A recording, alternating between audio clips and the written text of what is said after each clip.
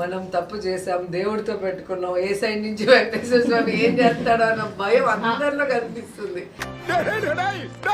ఎప్పుడు దాకా చేస్తున్నంత గంగలో కలిసిపోయింది కదరా. పైకి బింకంగా మనం మాట్లాడటం తప్ప ఎవరి ఫేస్ లో అస్సలు ఒక నవ్వు లేదు. ఎక్కడెక్కడ తింగర్ నా కొడుకులు మనకే తగులుతున్నారు.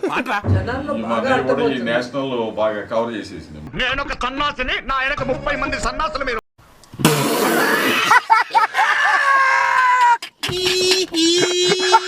నేషనల్ న్యూస్ అయిపోయింది, పార్లమెంట్ లో రాసే మనం మాట్లాడుతున్నాం. జనాల్లో బాగా అర్థమైంది.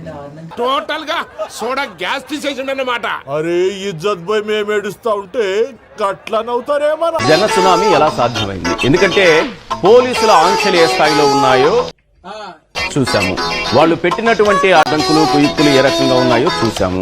ఎంతమంది ఉంటారా? సముద్రం ఎంత ఉంటుందో నాకు ఐడియా ఉంది కానీ వీళ్ళు ఎంతమంది ఉంటారో నాకు ఐడియా రావట్లేదు. అక్కడ ఎవరు లేరు కదా సార్. ఉంటే ఊరుకుంటారండి. సూప్ మేర అంతా జనమే, కనపడినోళ్ళు ఇంకెంతమంది ఉన్నారు? వీళ్ళంతా మన రాష్ట్రం వాళ్ళేనా? పక్క రాష్ట్రాల నుంచి కూడా వచ్చేసారా?